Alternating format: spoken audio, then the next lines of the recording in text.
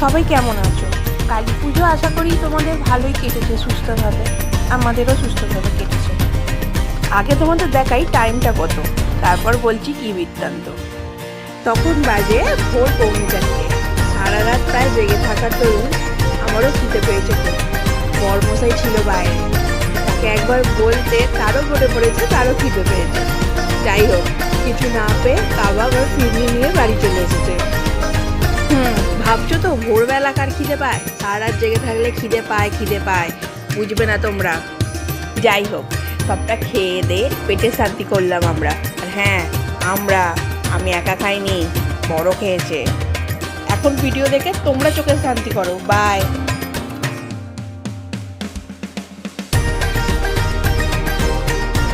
আর হ্যাঁ, ভিডিওটা ভালো লাগলে একটু সাবস্ক্রাইব করে দিও। Thank you.